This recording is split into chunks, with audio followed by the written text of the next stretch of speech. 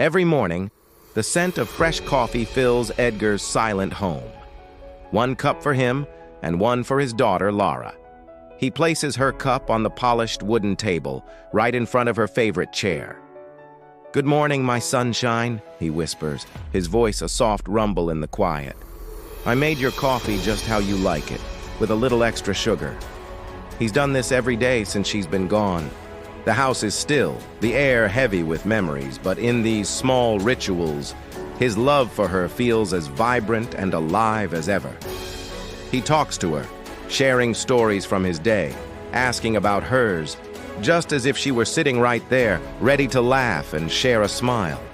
He remembers her laughter, a sound like wind chimes that used to dance through these very rooms. He remembers her dreams, so big and bright they could light up the darkest night. Most vividly, he remembers the promise he made. "Daddy," she'd said, her eyes sparkling with excitement, "you have to be in the front row at my graduation. Promise?" He had pulled her into a hug, his heart swelling with pride. "I wouldn't miss it for the world," he had promised. But the world had other plans. A tragic accident, a sudden, brutal stop to a life that had just begun. In an instant, Edgar's world shattered. The laughter was gone, the dreams were extinguished, but the promise lingered, a painful echo in the emptiness. And so he clings to this one empty chair, a solitary monument to a love that refuses to fade. One afternoon, a gentle knock broke the silence. A young woman named Megan, a social worker, stood at the door with a kind, concerned smile. "She was just checking in," she said. As she stepped inside, her eyes were drawn to the table. She saw the 2 coffee cups, one untouched, and the empty chair positioned just so. She heard the soft murmur of Edgar's voice as he spoke to the empty space, and she understood. This wasn't just a house. It was a sanctuary of grief. She didn't question him or try to correct him. Instead, her quiet empathy created a bridge, a small opening for the light to get in. She saw not a man lost in delusion, but a father drowning in love, and her heart went out to him. On her next visit, Megan brought something with her. It was a letter, a little worn and folded, found tucked away in a book at Lara's old school. "I thought you should have this," she said, her voice soft. With trembling hands, Edgar opened it. It was Lara's handwriting, youthful and full of life. He read the words and the world seemed to stop. "Daddy," the letter began, "if one day I'm gone, don't be sad for too long. I want you to paint again. I want to see you smile again. And don't ever think you're talking to no one. I'll always be listening to you, right there at the table."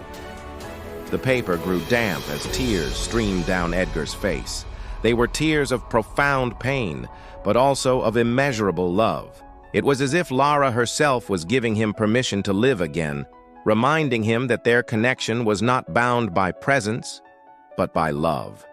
Weeks turned into a month.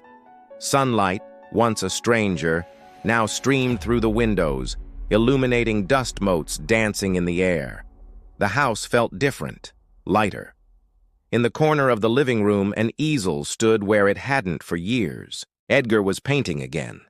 His brush strokes were no longer frantic with grief, but steady, filled with a newfound peace. He was painting landscapes of hope, portraits of memories now tinged with warmth instead of sorrow. The empty chair remained at the table, a constant, gentle presence. But it was no longer a symbol of absence. It was a symbol of an enduring connection, a place kept for a love that had simply changed its form. It no longer felt lonely. It felt loved. One day, Megan stopped by to see how he was doing. Her heart warmed when she saw the vibrant canvases filling the room. And then she saw it, his latest masterpiece. It was a painting of him and Lara, sitting at the kitchen table, their faces alight with smiles, sharing a cup of coffee. It was a moment of pure, unadulterated joy, captured forever on canvas. As Megan smiled and said her goodbyes, she glanced back into the room, and as she watched, The empty chair at the table rocked, ever so gently, back and forth, as if stirred by a soft, unseen breeze. It was a quiet affirmation, a whisper from beyond, that Lara's spirit was still there, sharing the morning with her father, just as she promised. Sometimes love never truly says goodbye. It just finds a new place to sit, a new way to be felt.